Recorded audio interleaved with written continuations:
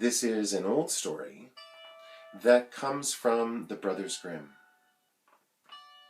And it goes like this.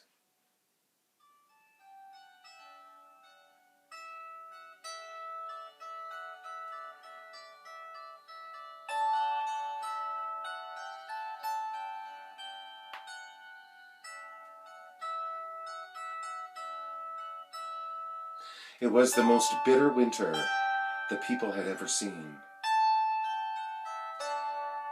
And the families that lived in the big, beautiful houses in the center of the village, they were struggling to find enough fuel to keep themselves warm.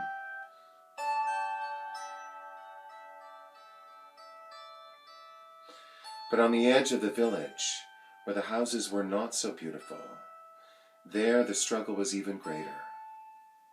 And in one of the houses, not the nicest house, a house with cracked windows and cracked doors, there's a family in trouble.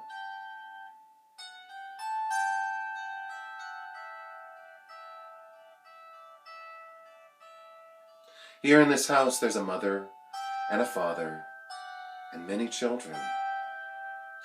Today, the father is away far from home, trying to find work. The wind is cold through the cracks in the walls, and the mother is exhausted, trying to take care of all of the young ones. Well, the eldest of the children, who's not very old, this child knows that it's not her task to fix the doors and the windows.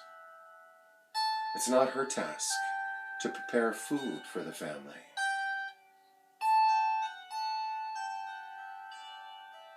But there must be something she can do. She thinks to herself, the hearth has grown cold. I can go and find wood. Well, in this house there are no snow boots.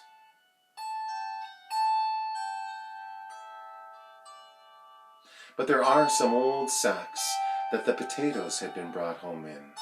She takes those and she wraps them around her small feet. In this house, there are no winter coats.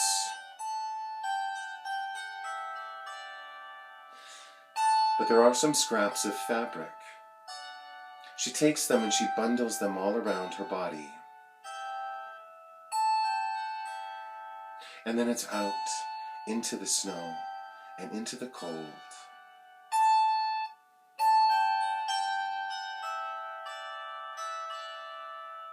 While everyone has been out looking for wood for their fires, there are no branches anywhere, and she has to walk a long, long way from home.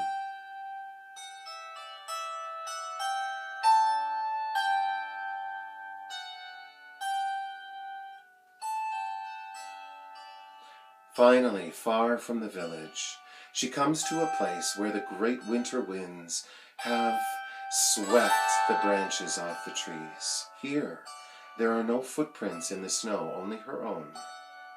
And here, she begins to pick up the branches and pile them up to carry them home.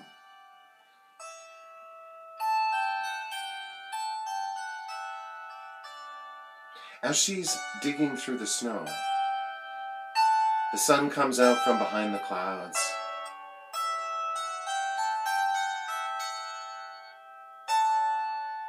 And for a moment, the sunlight glints golden.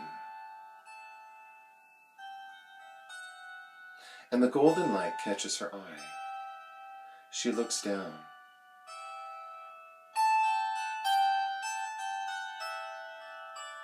Well, here in the snow, something has caught the sunlight. She reaches down and clears away some of the snow.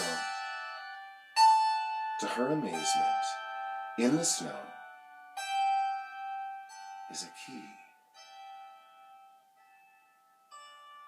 Now, it's not like our keys today. I'm sure some of you in your homes have got these big, clunky electric keys. It's not like this. I'm sure some of you at home have got big vehicle keys. It's not like that. She digs down in the snow. No, it's not even like the keys that you might use to open up your home. This key that she pulls out of the snow is an old key, and it is made of solid gold. Well, she might not live in the nicest house, and she might not have warm winter boots or a warm coat, but she is smart, and she knows that where there's a key, there's a lock. Well, she begins to dig through the snow, and as she digs, she comes to the wooden lid of a great old chest. She sweeps away the snow from the lid. She sees the lock, and she begins, with trembling hands, to move the key towards the lock. Well, of course, the lock is frozen, and it takes a bit of time to work the key into the lock. But at last she's able to turn it. And when she opens the lid, well, inside, she finds treasure upon treasure upon treasure. And this is where the story ends. The story never tells us what she finds or what she does with that treasure. It leaves it entirely to our imagination.